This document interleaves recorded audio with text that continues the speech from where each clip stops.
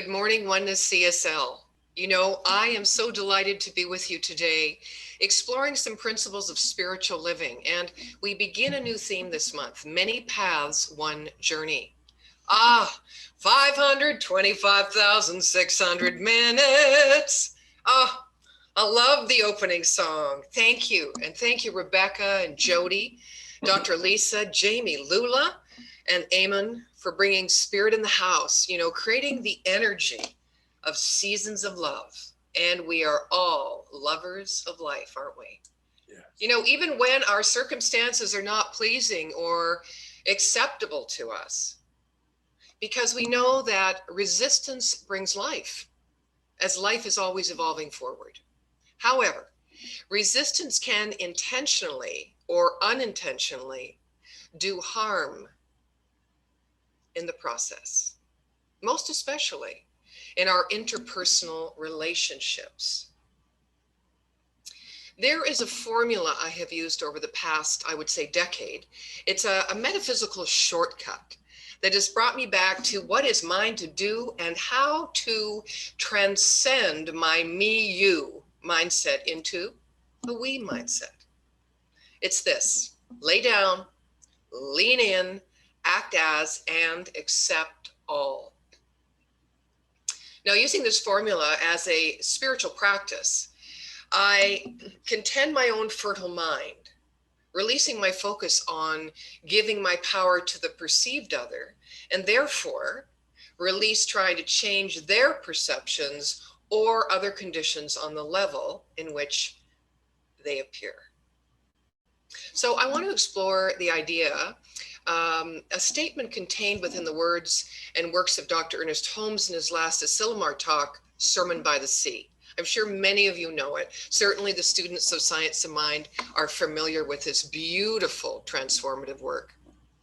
He says, be for something and against nothing. Now, this particular statement of his, along with the highest and best for me is always the highest and best for others, even if it doesn't look like it at the time, are the two main ideas that still today cause me to observe my duality thinking. Be for something and against nothing. Now, naturally, we hear in our mind, you're either for or against, which has echoed over time in a world that is rooted in duality thinking. You know, I, you, us, them, either or. A world born from a focus on difference and diversity rather than commonality and unity. A world that believes the power is in the appearance. So what is the mental cause that leads us to being for something? It could be the awareness that we want to move away from or transcend or escape what brings us discomfort. It is like turning to prayer. You know, for years, I would turn to God to fix the problem outside of me so that I could get back to the business of my life, determined by focusing only on myself, of course. And then I moved into realizing that the answer was within me. But when I couldn't find it and I was still struggling through the lack of faith, connection, and in the ignorance that God and I were one, I would once again return to my old ways of asking God to fix it. Now, at some point, I guess it was becoming exposed to the Science of Mind teachings and its foundational principles and my use of universal laws, that I realized that if I wanted solution, I was the only one I could depend upon, because my subconscious mind was the ultimate creator of my experience. So I turned to me. But then at times I still forgot about the higher power. Oh, what a journey this is, eh? Embodying the God of our understanding as not separate from its own expression as its creation. From unity comes multiplicity, and in multiplicity lives the complete and perfect and whole power and presence of God. So to come to be for something, in this sense, implies that there will be a cause. And the cause is activated through our subconscious mind, a subconscious mind that has embodied this truth, and a conscious mind that chooses to stand in this truth. So being for something should have nothing to do with being against something. It is a standalone. Now, similarly, that is how practitioners are trained to know truth, always bringing their own mind back to the oneness before stating the word about any given set of circumstances or conditions. So if we move from the place of being against, even being for instead of against, then the energy of what we do not will tag along. So let's go back to the formula. We begin with lay down. Lay down what? Well, the idea that we need to fight for something to get it, that we need to push against something to become it instead of open to it. You know, we know that going to war to create peace doesn't work. There is a law of correspondence and attraction at work that states whatever you give out will return to you. And when a collective group rises up in resistance, being against something in anger and rage, the law will return impersonally to all the reflection of what was put out energetically. So to be for something and against nothing seems sometimes, though, to separate us from the collective in many cases. And it leaves some feeling on the outside without a place to fit in to the world of things. I know it's true that as leaders in consciousness, we will always go before to make the way on a path less traveled. And it is right in that moment too. We must lean into the idea of unity in its absolute definition: perfection, wholeness, and completeness within itself, just the way it is. Lean in. Lean in to be for something takes letting go of what we are against. The way to refine our vision to see the presence and power of infinite potential right where we are, what we are against, when it is expressing, is through leaning into our heart of faith. Our heart of faith is not built upon a set of tenets or traditions or dogma or the collective consciousness, our ancestry, or even our DNA. Our heart of faith is rooted in the eternal movement of life's evolution, born of wholeness and unity. There is such a sweetness, a purity and innocence and untouched essence within us all, which lives in the intersections of our interconnectedness and our awareness of that, where our humanity and divinity merge. It's called the divine spark or the creative urge. And this creative urge is simply and most miraculously called into action and experience through our choice to accept life as it shows up and receive all that it has to give us. You know, every time we consciously meet this eternal moment of infinite potential waiting to express through us, we are building a stronger heart of faith. A faith of God, not in God. A faith in the principle of wholeness, unity, and oneness as the root cause back of all creation and all expression of this creation. I want to give you an illustrative story of being for something and against nothing. In the late 1990s, environmental activist Julia Butterfly Hill spent 2 years living in a redwood tree she named Luna, not Lula, Luna. Her goal was to save it from being cut down by a logging company. Now, she succeeded both literally and mythically. Luna was spared from death This tree was spared from death, as was a surrounding 3-acre swath of trees. Julia Hill became an inspiring symbol of artful, compassionate activism.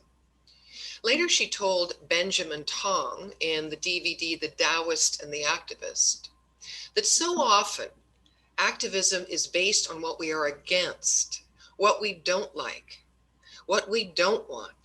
And yet we manifest what we focus on. And so we are manifesting yet ever more of what we don't want, what we don't like, and what we want to change. So for me, she said, activism is about a spiritual practice as a way of life. And I realized that I didn't climb the tree because I was angry at the corporations and the government. I climbed the tree because when I fell in love with the redwoods, I fell in love with the world. So it is my feeling of connection that drives me instead of my anger and feelings of being disconnected.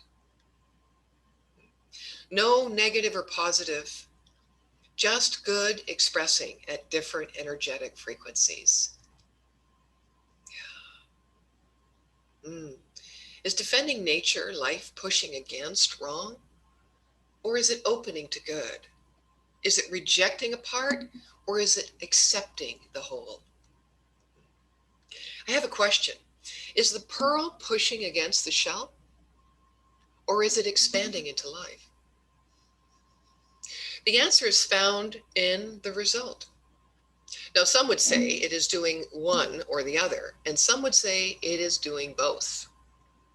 Again, you may say this is semantics, but the core belief and intention of the act is what bears the fruit and needs the act for its potential to become fully realized. So if you said and both to this question, then you are experiencing being for something, meaning you do not see a division or give more power to one viewpoint or the other. Rather, holding both ideas with equal value and therefore as sacred complements to each other in order that life can be expressed unimpeded in its flow. So how do we understand being for something and against nothing within our own lives when we are feeling subjective or vulnerable or in chaos or in question? How do we understand being for something and against nothing within the present growth and transition and expansion of our center and our spiritual community? So here's where the third step of my formula, which is act as or act as if, comes into play. There was a conversation on our ministers listserv this week, which began with a vulnerable admission of one minister who was observing her own judgment of those not contributing or contributing in a way that she felt was not of high consciousness. So I'm going to share with you just one of the responses she received to her post. This is how it went. The other minister said, with great respect, you are fighting effects. So try to stay with your higher knowing. There is a good emerging. How it gets here is not the issue. And I would encourage you to stop deciding who is right, who is light, who is wrong. Just know that life is forever becoming more of itself by means of us. Those ideas that love with the most inclusion will prevail. Stick with the truth. Life is for us and never against us. And it will always right the outer as we stay tuned in to the inner light. But we are not the light. We are the lamp through which it shines. You know, we're going through the season for nonviolence right now that's celebrated globally, which is a grassroots movement started by Mahatma Gandhi's grandson, Arun Gandhi, and the Association for Global New Thought. And this season always celebrates Mahatma Gandhi and Martin Luther King, their consciousness and vision, and many others who have followed in suit. And I'm reminded by a few things that Martin Luther King said. He said, you don't have to see the whole staircase, just the first step. He also said, I've held many things in my hands and have lost them all, but the things I place in God's hands, I still possess. And the third quote I'd like to share with you is, our lives begin to end the day we become silent about the things that matter. So what matters to us in our lives, in our spiritual community? Are we vocal or silent about what matters to us? And a poignant question to ask ourselves and re-ask ourselves in order to bring peace into being and expression in our lives is just that. What matters to us? Being for something and against nothing in terms of peace that we're speaking about, seasoned for nonviolence, can be understood as peace already exists. It is an inherent quality of God, of life. We could also call it harmony, the innate harmony within nature. So why do we rail and fight against a condition when we can align with the energy of peace by being peaceful? We're strange humans, aren't we, sometimes? You know, we understand that outer peace grows from inner peace, and that in order to experience inner peace, we must first express peace.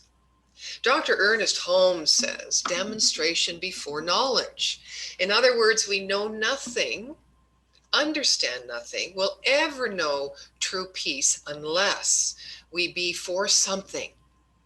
Peace rather than against war or injustice. And demonstrate or express peace in place of our resistance to what we perceive as wrong or bad or unjust. Noam Chomsky, a philosopher and cognitive scientist, says, of course, everybody says they're for peace. Hitler was for peace. Everybody is for peace. The question is, what kind of peace? And to answer that question, I quote my friend Eckhart Tolle, who says it another way. He says, if the quality of our consciousness creates our experience, then what creates the quality of our consciousness? Yes. So I think this is where the fourth part of the formula comes in, accept all. As we look at all the things that separate us, borders, fences, walls, cultures, origins, constitutional rights, politics, education, economic and social status, gender, religion, sexual preferences. And we act as if the unity and wholeness of God's presence is right where we are, then we will see the face of God present in all, and we will therefore accept all. So how do we approach a perceived problem? Is it being for something and against nothing? Krishnamurti speaks to the idea of coming back to oneness and its nature as peace in his book, The Flame of Intention. He believes that the way you approach a problem, which is a non-actualized desire or a perceived conflict, is more important than the problem itself. Generally, we approach a problem with fear or desire to go beyond it or to fight against it, escape from it, or in some cases, totally neglect it as if it didn't exist. How do we approach a problem? Do we come near or do we go far away? Now, our motives dictate our approach. So do you observe the problem and see the answer within it, or do you try and apply a solution? What is perception and what is seeing? I love Krishnamurti often says, how do you see the tree? So if we, the observer, approach fear, a problem, as though it were different than ourselves, something we must resolve, suppress, understand, then division and struggle comes into it. And then, I like to say, comes the spaghetti, you know, the need to fill up with warmth and heaviness, or our feet firmly planted in the air in effort to escape. all being a pacifier instead of an inspiring idea in which to become for something and against nothing, and all demonstrating we believe the power is outside of us. And when we believe that, we rise up and push against. You know, when we live as a compassionate conduit by being for something and against nothing, we are asking ourselves to become vulnerable in our interactions. Seeing others as equals, and all the while being ever so gentle with ourselves. Yes, and here is where we begin to rebuild our core belief system, moving from judgment to compassion, from dualism to oneness. Rumi stated, and you know this well, beyond the concept of right doing or wrongdoing, there is a field. Now, is this an outdoor field he's speaking of, or an inner mind field? Now, I didn't say mind field, which is also true sometimes. Mind field. Yeah. He says, turn away from the condition, Ernest Holmes says, meaning not assign power to it, but also not to deny it as a fact, to regard and embrace it at the level of existence that it is. And you know what level of existence it is? Not only is it a perception of man's mind, but within its core is that divine spark, that creative urge, as a demonstration of the infinite, intelligent, creative process working through that person. So do you perceive something, or do you really see? So what do you turn towards then? What do you turn towards? It's a great question. Who would we be without our belief system? Or without a new idea, or without a journey to take? Who would you be? How would you perceive your life? Would you be in the world, but not of it? Spiritual seekers find a new perception of self and life by leaning into the second half of that statement. Well, what if the field that Rumi speaks about is all about the first half of that statement? Be in the world. Being for the power and presence right where we are as we are. One of the most highly evolved states of consciousness is the one where we search for a state of non-searching. Now, this is the thought that doesn't often dawn on us. We're often so busy dedicating ourselves in some manner to transform our primordial ignorance before we die that we miss the innate beauty of our ordinary humanity in the ordinary humanity that exists in others. And when we lay down the agenda, even to be present, we are simply left with this moment now. Some of the most profound moments of peace have come at times when my mind and my body are in turmoil or not feeling well, and I just choose to stop giving myself into life. And I am simply left with surrendering to life in the moment. Here is peace. It's a strange dichotomy to the mind, but it has a way to this thing called life, and it's an innate and perfect wholeness of unfolding in us. It has its way in when we surrender to the seeming paradox. We have so many epic examples from which to draw strength. Strength from the miracle of turning away from retribution, one of which, of course, that happened in South Africa. I'm going to share this little story with you as another illustration. You know, for 3 years, the Truth Council, headed by the Reverend Archbishop Desmond Tutu, encouraged testimonies of bombings, murders, and other atrocities committed during decades of apartheid. He told the people that forgiveness was the only thing capable of ending bloodshed and of making a new beginning. In his book, No Future Without Forgiveness, he writes, As I listened in the Truth Council to the stories of perpetrators of human rights violations, I realized how each of us has this capacity for the most awful evil. Every one of us. None of us could predict that if we had been subjected to the same influences, the same conditioning, we would not have turned out like these perpetrators.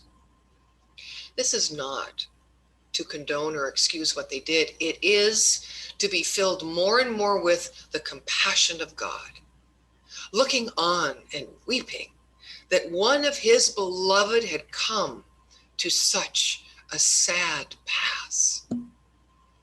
We have to say to ourselves with the feeling, not with the cheap pietism, there but for the grace of God go I, and I would say to you, to even change that up, there go I, there go I. Not there but for the grace of God go I, there go I. Can you imagine if we'd been witnesses to these atrocities and then sat in a room day after day and listened to the stories of our victims, marveling at their magnanimity, and that after so much suffering, instead of blasting for revenge, they had this extraordinary willingness to forgive? Would it not make you think that even you had that remarkable capacity for goodness, for generosity, for magnanimity?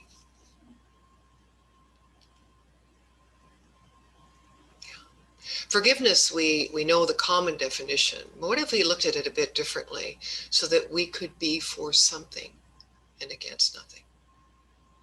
I'm going to invite you into a short exercise here.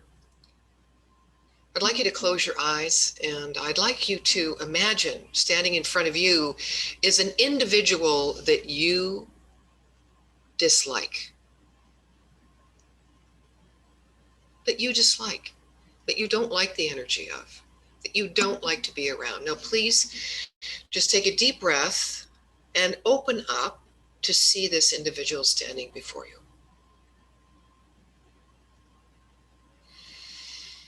And just take a deep breath in. And now in your mind's eye, I'd like you to place standing beside that individual, another individual who you feel quite neutral about, not one way or the other, just, fine being in their presence, but you really have no attachment or no thoughts about or no desire to move away from or toward. Bring that person into your mind's eye and just see them and look into their face and their eyes and take a deep breath in. And just check in to see how you're feeling in the energy of your body. And now put a person in front of your mind's eye. So now you have 3 people standing in front of you. And this last one is one you absolutely adore, that you love with all your heart and soul. And look into their face and their eyes and take a deep breath in. And just check in to see where the energy of your body is. And now I'm going to ask you to take another deep breath. And I want you to look back to that first individual with the same feeling you're holding right now as having felt when you stood in front of your beloved. I want you to look at that first person, look into their face, look into their eyes, and breathe that breath of love, of joy, of ultimate embracement, of desire to stand with and be close to that person.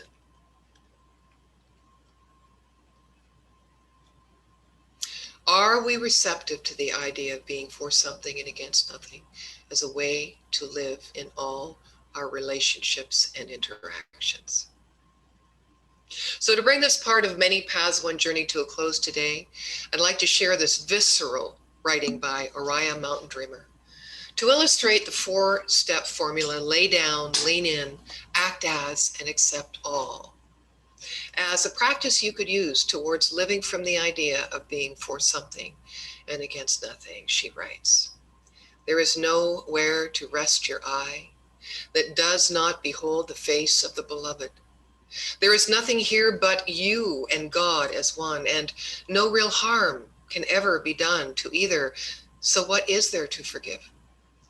Ah, it is so hard to deep this perspective, to remember the truth when things get crazy and we fear the worst. All I can do is go back to my breath and remember that the Holy Spirit is what fills me with every inhale. How could it be otherwise? When we get it, all this anguish seems so unnecessary. When we lose it, suffering seems to be the only option. All things have their roots planted in the same sacred soil. Nothing is excluded from the sacred ground of being. What would happen if we could remember this? What place would be unsuitable for a shrine? Brothel or barn, crack house or cathedral, all sacred. What person would not be another yourself, shining in holy face of the sacred mystery? Remember this when you look at those you call your enemies, even your darkest secrets, the things about yourself that make you cringe. Do you think the sacred presence is not large enough to include these? How small our notion of God is. How our ideas fail to even guess at the depth of the passion of the beloved and that passion that the beloved feels for us. Open your eyes. See, there is nothing here but you and the beloved, and no real separation between these two. Now that ought to make you smile.